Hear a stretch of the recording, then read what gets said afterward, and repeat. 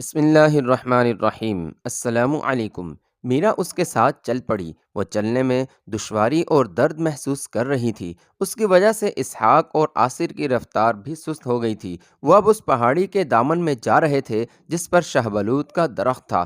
دامن میں وہ اوپر سے کسی کو نظر نہیں آ سکتے تھے۔ اس پہاڑی کے اوپر جو کچھ بھی تھا اسے دیکھنے کے لیے پچھلی پہاڑی پر جانا ضروری تھا۔ ان دونوں پہاڑیوں کے درمیان کم و بیش 60 قدم کا فاصلہ تھا جن پر چڑھنا ذرا دشوار تھا۔ تھوڑا اور آگے گئے تو انہیں دونوں پہاڑیوں کے درمیان روشنی سی نظر آئی جو سامنے والی پہاڑی پر کہیں اوپر تھی۔ صاف پتہ چلتا تھا کہ کسی نے آگ جلا رکھی ہے۔ وہ جوں جوں آگے بڑھتے گئے روشنی زیادہ ہوتی گئی اور اس کے ساتھ ہی انہیں کسی کی باتوں کی آواز سنائی دینے لگی۔ کچھ آدمی بہت دور باتیں کر رہے تھے۔ اسحاق اور آصر نے آپس میں مشورہ کیا اور اس فیصلے پر پہنچے کہ وہیں سے پچھلی پہاڑی پر چڑھ جائیں، کیونکہ پیچھے بلندی پر جا کر ہی پتہ چل سکتا تھا کہ یہ آگ کہاں جل رہی ہے اور باتیں کرنے والے کہاں ہیں۔ وہ کچھ اور آگے جا کر پچھلی پہاڑی پر چڑھنے لگے۔ وہ پہاڑی کچھ عجیب سی تھی۔ کہیں ننگی اور سیدھی کھڑی چٹان آ جاتی تھی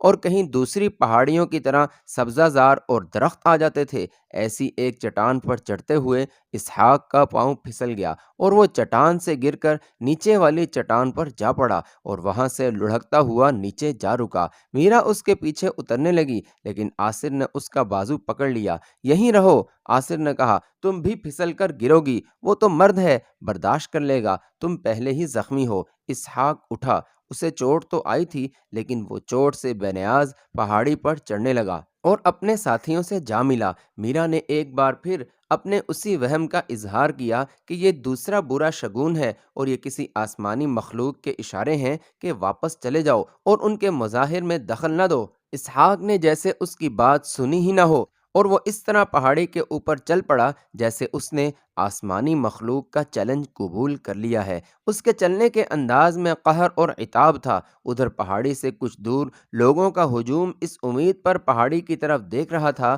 کہ آج پھر شاہ بلوت میں ستارہ چمکے گا یا وہ سفید پوش نظر آئے گا جو ایک بار نظر آ چکا ہے۔ 3-4 دن نہ ستارہ چمکا نہ سفید پوش نے جلوہ دکھایا تھا۔ یہ خبر اس کے علاقے میں دور دور تک پھیل گئی تھی، اس لیے تماشائیوں کا ہجوم بھی بہت زیادہ ہو گیا تھا۔ اس رات لوگوں کی مراد بھر آئی۔ پہلے نقارہ بجا، اس کی آواز آہستہ آہستہ مدھم ہوتے ہوتے رات کی تاریکی میں تحلیل ہو گئی۔ لوگوں کو اندھیرے میں شاہ بلوت کیا نظر آتا؟ اچانک کئی آوازیں اٹھیں، وہ چمک رہا ہے۔ اس کے ساتھ ہی لوگوں نے کلمہ طیبہ کا ورد شروع کر دیا۔ روشنی نیچے آئی تو سفید پوش کا سر، کندھے اور سینہ نظر آیا۔ اس کے بازو کچھ باہر کو اور کچھ آگے کو پھیلے ہوئے تھے جیسے دعا مانگ رہا ہو۔ روشنی آہستہ آہستہ نیچے گئی اور سفید پوش کے پاؤں تک چلی گئی۔ ہجوم میں جو چند ایک سبز پوش تھے انہوں نے کہنا شروع کر دیا، سجدے میں چلے جاؤ، ہمارا نجات دہندہ زمین پر اتر آیا ہے۔ کچھ لوگ تو پہلے ہی سجدے میں چلے گئے تھے، باقی بھی سجدہ ریز ہو گئے۔ لوگ سجدے سے اٹھے اور انہوں نے سامنے دیکھا، وہاں نہ ستارہ تھا نہ سفید پوش۔ خدا کے ایلچی کا ظہور ہو گیا ہے۔ پہاڑ کی طرف سے ایک بڑی ہی بلند آواز ہجوم تک پہنچی، وہ 2-4 دنوں میں تمہارے سامنے آئے گا، خدا کا پیغام لائے گا۔ خدا کا شکر ادا کرو لوگو۔ اس وقت جب ستارہ ابھی نہیں چمکا تھا، اسحاق، آصر اور میرا پچھلی پہاڑی پر اتنا آگے چلے گئے تھے کہ انہیں شاہ بلوت والی پہاڑی کی پچھلی ڈھلان پر ایک خاصا کشادہ غار دکھائی دیا۔ اس کے اندر لکڑیوں کے ایک بہت بڑے ڈھیر کو آگ لگی ہوئی تھی۔ اس کے شعلے غار کی چھت تک پہنچ رہے تھے۔ اس آگ ہی کی روشنی چونکہ پچھلی والی ڈھلان میں تھی اس لیے اس کی روشنی پہاڑی کی جانب نہیں جا سکتی تھی جس جانب لوگوں کا ہجوم ستارہ دیکھنے کے لیے اکٹھا ہو گیا تھا۔ اسحاق اور اس کے ساتھیوں نے وہاں 5 آدمی گھومتے پھرتے دیکھے۔ ایک آدمی تھوڑے تھوڑے وقفے سے آگ میں لکڑی پھینک رہا تھا۔ غار سے کچھ دور تقریباً 1 گز لمبی اور اسی قدر چوڑی کسی دھات کی ایک چادر سی رکھی ہوئی تھی۔ کبھی تو شک ہوتا تھا کہ یہ آئینہ ہے اور کبھی یوں لگتا تھا جیسے یہ کسی ایسی دھات کا چادر نما ٹکڑا ہے جو آئینے کی طرح چمکتا ہے، یا اس پر چاندی کا پانی چڑھایا گیا ہے، یا اس جیسی کوئی چیز چپکائی گئی ہے۔ اسحاق وغیرہ 2 درختوں کے تنوں کے پیچھے کھڑے دیکھ رہے تھے۔ فاصلہ زیادہ نہیں تھا، انہیں ہر آدمی اور ہر چیز اچھی طرح نظر آ رہی تھی۔ سامنے والی پہاڑی کی پچھلی ڈھلان پر شہبلوت کے درخت کے قریب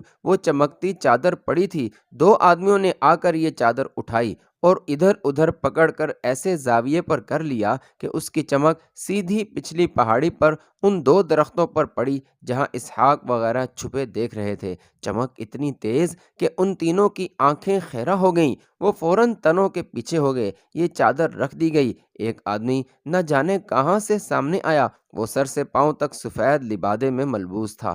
چلو بھائی آ جاؤ، سفید پوش نے کہا۔ ایک آدمی آئینہ اٹھائے ہوئے پہاڑی پر شاہ بلوت کی طرف چڑھ گیا۔ اب وہ اندھیرے میں تھا۔ غار کی آگ کی روشنی اس تک نہیں پہنچتی تھی۔ اسحاق اور اس کے ساتھیوں کا صرف اندازہ تھا کہ وہ آدمی درخت پر چڑھ گیا ہے۔ کچھ دیر بعد انہیں درخت کے اندر چمک دکھائی دی جو فوراً غائب ہو گئی۔ جانتے ہو درختوں میں کیا ہو رہا ہے؟ اسحاق نے آصر سے پوچھا۔ تمہارے ربی کا شک غلط نہیں نکلا؟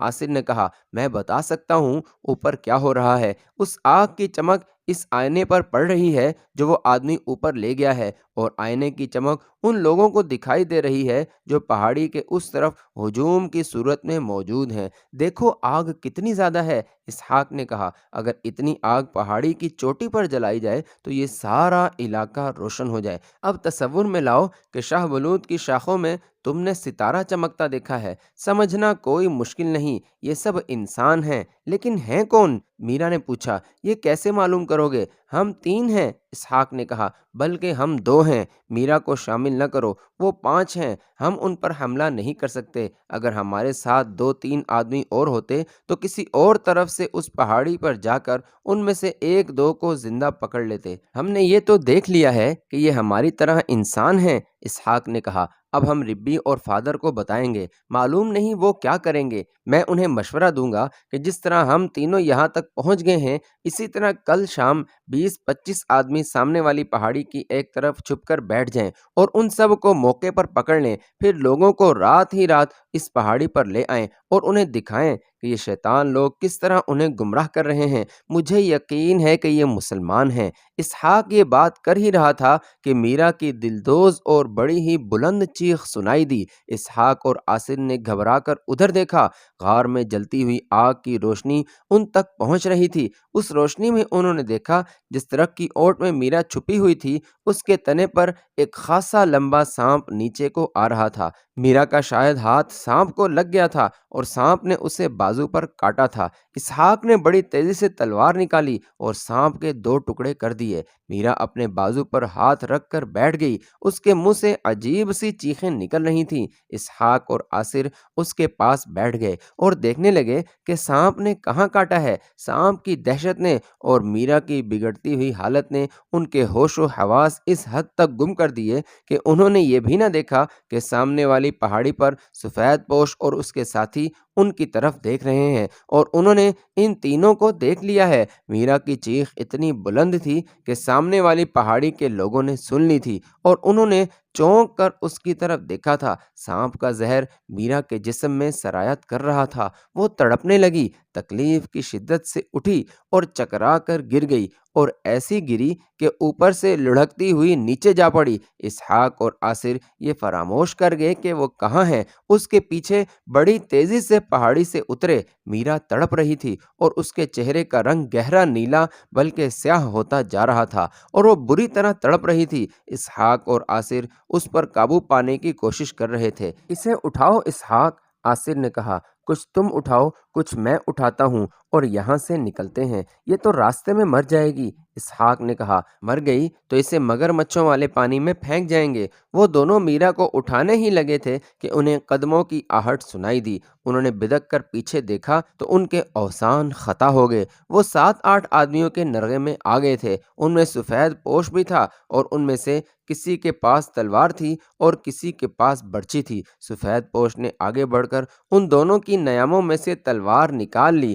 ان میں سے ایک اور آدمی آگے بڑھا اور اس نے ان کے کمر بندوں میں سے اڑسے ہوئے خنجر بھی لے لیے۔ میرا کا تڑپنا خاصا کم ہو گیا تھا، اسے مرنا تھا، وہ ہوش میں نہیں تھی۔ غار کی آگ کی روشنی نیچے تک آ رہی تھی۔ انہیں اوپر لے چلو، سفید پوش نے کہا۔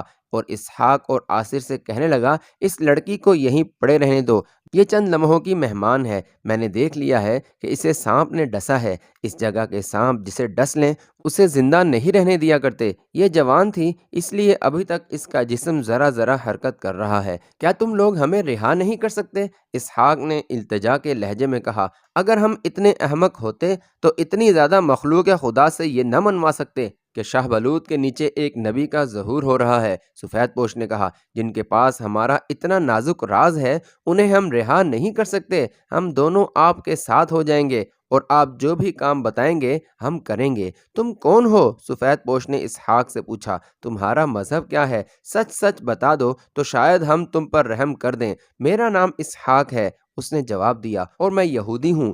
میرا نام آصر ہے، آصر نے کہا، اور میں عیسائی ہوں۔ یہاں کیوں آئے تھے؟ سفید پوش نے پوچھا اور کہا، یہاں تک کوئی آدمی نہیں پہنچ سکتا، ایک طرف مگر مچھوں نے راستہ بند کر رکھا ہے اور دوسری طرف ایسی دلدل ہے جس میں سے کوئی گزر نہیں سکتا۔ اسحاق نے اسے بالکل سچ بتا دیا کہ وہ دونوں یہاں کیوں آئے تھے اور یہ لڑکی کس طرح ساتھ چل پڑی تھی۔ تمہارے ربی اور پادری کو ہم ایک سبق دیں گے، سفید پوش نے کہا، اب یہودیوں کا جادو نہیں چل سکتا، اب حسن بن صباح کا جادو چلے گا۔ اسحاق اور آصر کو اوپر لے گئے، وہ اب بھی منت سماجت کر رہے تھے کہ انہیں چھوڑ دیا جائے، انہیں باتوں باتوں میں آگ کے قریب لے گئے جو اتنی زیادہ تھی کہ وہاں کھڑا نہیں رہا جا سکتا تھا۔ مشکیزوں والے آدمی آگ پر پانی پھینکنے لگے تھے کیونکہ اب آگ کی ضرورت نہیں رہی تھی۔ سفید پوش نے اشارہ کر کے انہیں پیچھے ہٹا دیا، پھر اس نے دوسرے آدمیوں کو اشارہ دیا، دو تین نے اسحاق کو اور دو تین نے آصر کو پکڑ لیا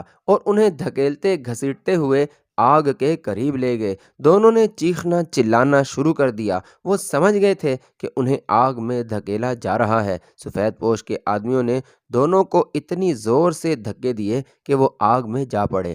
آگ اس قدر زیادہ تھی کہ وہ اس میں گرے اور پھر ان کی آواز باہر نہ نکلی۔ جب وہ جل کر کوئلہ ہو گئے تو سفید پوش نے مشکیزوں والوں سے کہا کہ اب آگ پر پانی پھینک دو۔ اس رات کا ناٹک ختم ہو چکا تھا، اس لیے اب اس کی ضرورت نہیں رہی تھی۔ اگلے روز شاہدر میں احمد بن عطاش اپنے خاص کمرے میں حسن بن صباح سے کہہ رہا تھا، مجھے تمہارے ساتھی بتا چکے ہیں کہ رات ایک یہودی اور ایک عیسائی نے نبی کے ظہور کا راز اپنی آنکھوں سے دیکھ لیا تھا۔ تم نے اچھا کیا کہ دونوں کو آگ میں پھینک دیا، ان کی ساتھی لڑکی کو تو سانپ نے پہلے ہی ختم کر دیا تھا۔ حسن بن صباح نے کہا، ان دونوں آدمیوں میں جو عیسائی تھا اس نے مجھے بتا دیا تھا کہ اس لڑکی کو پہلے ایک مگر مچھ نے پاؤں سے پکڑ لیا تھا اور ان دونوں نے تلواروں سے مگر مچھ کو زخمی کر کے لڑکی کو مگر مچھ کے منہ سے نکال لیا تھا۔ یہ اس سحر کا اثر تھا جو میں نے تمہارے ہاتھوں کروایا تھا۔ احمد بن عطاش نے کہا، میں نے اس سحر میں یہ تأثر پیدا کر دیا تھا کہ تمہارے راز تک پہنچنے والے خیریت سے نہ پہنچ سکیں، اور اگر پہنچ جائیں تو تمہیں ان کی موجودگی کا اشارہ مل جائے۔ ہمارا جادو کامیاب رہا۔ محترم استاد، حسن بن صباح نے کہا، میں نے اس ربی اور پادری کا ٹھکانہ معلوم کر لیا ہے جنہوں نے ان دونوں آدمیوں کو بھیجا تھا، انہیں ہمیشہ کے لیے غائب کر دیا جائے تو بہتر ہے، ورنہ ان کا خطرہ موجود رہے گا کہ یہ کسی اور طرح ہمارا راز پا لیں گے۔ ہمیں یہ اطمینان ہوا ہے کہ یہ جاسوس سلجوقیوں کے نہیں تھے۔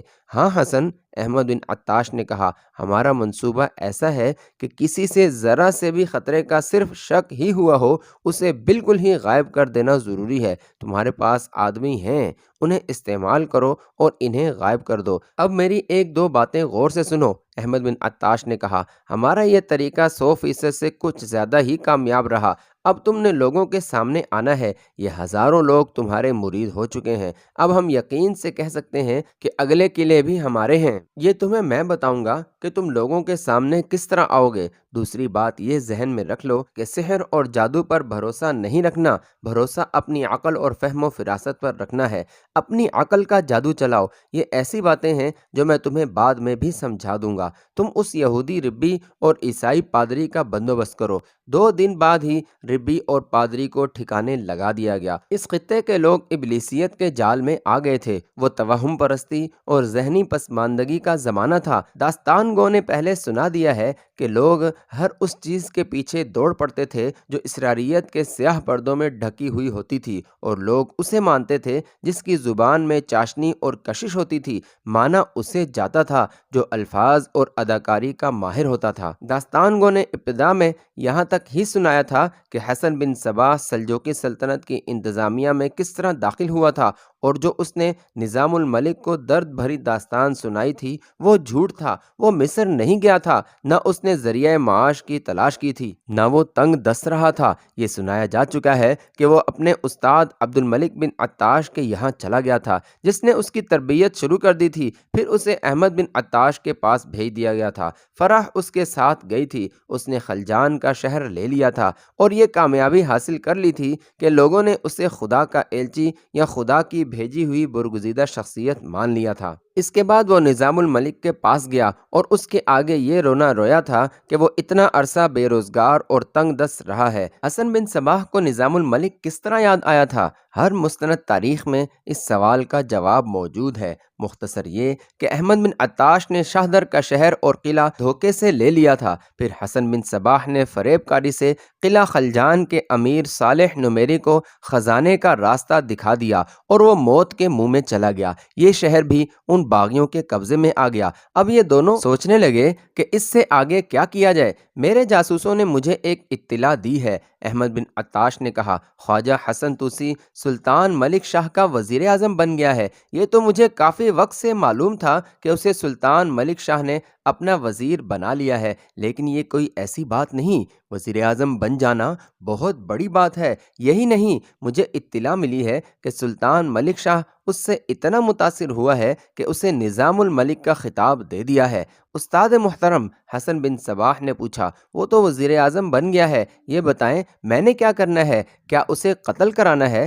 قتل بعد کی بات ہے، احمد بن عطاش نے کہا۔ ہمارے راستے میں جو آئے گا وہ قتل ہوگا۔ ابھی یہ کرنا ہے کہ اس کی جگہ لینی ہے۔ کیا تمہیں یاد نہیں کہ خواجہ حسن توسی تمہارا ہم جماعت تھا؟ ہاں میرے مرشد، مجھے کچھ اور بھی یاد آ گیا ہے، حسن بن صباح نے کہا۔ مدرسے میں ہم 3 دوست تھے، عمر، خواجہ حسن اور میں۔ ہم نے معاہدہ کیا تھا کہ مدرسے سے فارغ ہو کر ہم میں سے کسی کو کہیں بڑا عہدہ مل گیا تو وہ دونوں کو کسی اچھے عہدے پر فائز کرائے گا۔ میرا کام تو آسان ہو گیا، کل صبح ہی روانہ ہو جاؤں گا اور خواجہ حسن کو اس کا وعدہ یاد دلاؤں گا۔ اگلی صبح کا دھندلکا ابھی خاصا گہرا تھا جب حسن بن صباح اپنے اعلیٰ عربی نسل کے گھوڑے کے بجائے معمولی سے ایک گھوڑے پر سوار ہوا۔ اس کا لباس بھی ایک عام آدمی کا لباس تھا۔ ایسے گھوڑے اور ایسے لباس میں وہ غریب آدمی لگتا تھا۔ اس کے ساتھ ایک گھوڑا اور تھا جس پر ایک جوان اور بڑی ہی دلکش لڑکی تھی۔ اس کا لباس بھی غریبانہ تھا۔ یاد رکھنا حسن، احمد بن عطاش نے کہا، اپنے آپ کو اہل سنت ظاہر کرنا اور جمعہ کے روز مسجد میں چلے جایا کرنا۔ اگر تمہیں وہاں کوئی اچھا رتبہ مل گیا تو سلطان ملک شاہ کا منظور نظر بننے کی کوشش کرنا، اور اس کے ساتھ یہ بھی دیکھتے رہنا کہ نظام الملک کو تم سلطان کی نظروں سے کس طرح گرا سکتے ہو۔ ایک بار وزارت کا عہدہ لے لو، پھر سلجوقی سلطنت میں ہماری زمین دوز کارروائیاں شروع ہو جائیں گی۔ جاسوس کے ذریعے میرا تمہارے ساتھ رابطہ قائم رہے گا۔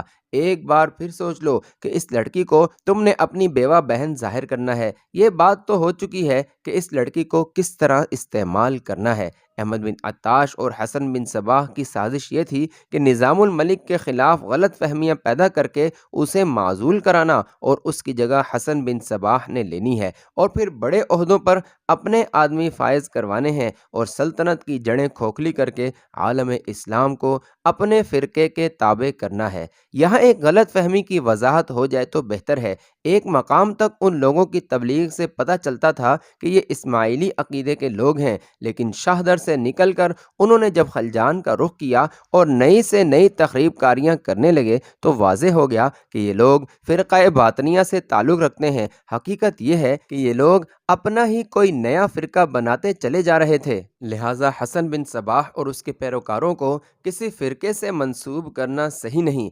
داستان گو ایک بات اور کہنا چاہتا ہے، اعلیٰ تعلیم یافتہ طبقے میں کچھ لوگ ایسے ہیں جو کہتے ہیں کہ حسن بن صباح ایک افسانوی کردار ہے اور قلعہ الموت میں اس کی خود ساختہ جنت کا بھی حقیقت سے کوئی تعلق نہیں، اور یہ الف لیلہ کی ایک داستان ہے۔ ان حضرات کی خدمت میں گزارش ہے کہ یہ داستان اگر خیالی ہوتی تو ابن خلدون جیسا مورخ اسے اپنی تاریخ کے دامن میں نہ ڈالتا، ابن اسیر اور ابن جوزی اس کا ذکر نہ کرتے۔ درجنوں مستند مورخوں نے حسن بن صباح اور اس کی جنت کا تفصیل سے ذکر کیا ہے۔ یورپی مورخوں نے تو اور زیادہ تحقیق کر کے یہ حالات قلم بند کیے ہیں۔ اس باب میں ان عظیم شخصیتوں کے نام بھی دیے گئے ہیں جو حسن بن صباح کے پیروکاروں کے ہاتھوں قتل ہوئے۔ اس فہرست کو دیکھ کر بتائیں کہ یہ شخصیات افسانوی ہیں۔ داستان گو آپ کو مرو لے چلتا ہے جہاں حسن بن صباح پہنچ چکا ہے اور نظام الملک کے پاس بیٹھا ہے۔ وہ نظام الملک کو بتا چکا ہے کہ فاطمہ اس کی بہن ہے جو جوانی کی عمر میں ہی بیوہ ہو گئی ہے۔ نظام الملک نے اس کی بہن کو اپنی بیوی کے پاس بھیج دیا ہے۔ حسن بن صباح نے نظام الملک کو مدرسے کے زمانے کا وعدہ یاد دلا دیا اور بڑی ہی دردناک اور اثر انگیز لہجے میں اپنی بے روزگاری اور بدحالی کا قصہ سنایا۔ میں تمہیں مجبور نہیں کر سکتا خواجہ، حسن بن صباح نے کہا، تم وزیر اعظم ہو اور میں تمہاری رعایا کا ایک نادار آدمی ہوں۔ میں یہ ضرور کہوں گا کہ تم ان مومنین میں سے ہو جو زہد اور تقوی کو اپنی زندگی سمجھتے ہیں۔ تم جیسے زاہد اور متقی اپنے وعدے پورے کیا کرتے ہیں۔ وہ جانتے ہیں کہ وعدہ خلافی گناہ ہے۔ یہ بھی سوچو کہ میں نے اتنا ہی علم حاصل کیا ہے جتنا تم نے، لیکن تم وزیر اعظم ہو اور میں 2 وقت کی روٹی بھی نہیں کھا سکتا۔ اللہ کی ذات سے مایوس نہ ہو حسن، نظام الملک نے کہا، میں اپنا صرف وعدہ ہی پورا نہیں کروں گا بلکہ تمہیں اپنی ذاتی املاک کا بھی برابر حصہ دار سمجھوں گا۔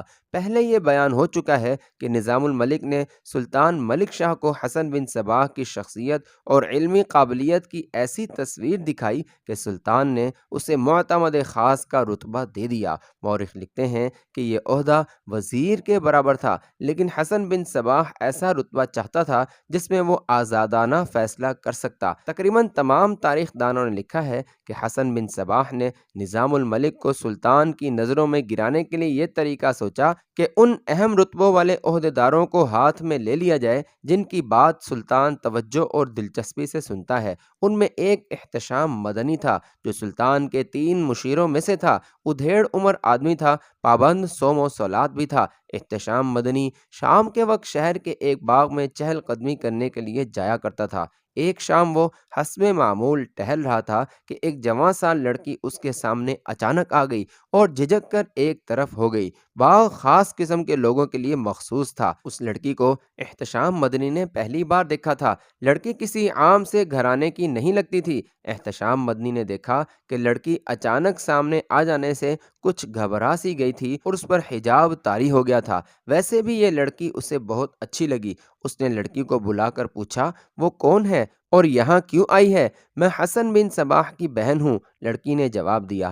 حسن بن صباح؟ احتشام مدنی نے پوچھا اور خود ہی بولا، اچھا وہ حسن بن صباح جو چند دن پہلے سلطان کے معتمد خاص مقرر ہوئے ہیں۔ یہ احتشام مدنی اور اس لڑکی کی پہلی ملاقات تھی۔ بیان ہو چکا ہے کہ یہ لڑکی حسن بن صباح کی بہن نہیں تھی، نہ ہی اس کا نام فاطمہ تھا، نہ ہی وہ بیوہ تھی۔ اس نے باتوں باتوں میں احتشام مدنی کو بتایا کہ وہ بیوہ ہے، اس لیے بھائی اسے ساتھ لے آیا ہے۔ اس سے احتشام مدنی کے دل میں اس لڑکی کی ہمدردی پیدا ہو گئی۔ لڑکی نے ایسے انداز سے باتیں کیں جیسے وہ احتشام مدنی کی شخصیت سے متاثر ہو گئی ہو۔ احتشام مدنی سوچ بھی نہیں سکتا تھا کہ یہ لڑکی حسن بن صباح اور احمد بن عطاش جیسے باطنیوں کی تربیت یافتہ ہے اور یہ انسان کے روپ میں آئی ہوئی زہریلی ناگن ہے۔ وہ جب وہاں سے چلی تو احتشام مدنی جیسے زاہد اور پارسا نے اپنے دل میں دھچکا سا محسوس کیا اور اس کے دل میں یہ خواہش پیدا ہو گئی کہ یہ لڑکی اسے ایک بار پھر ملے۔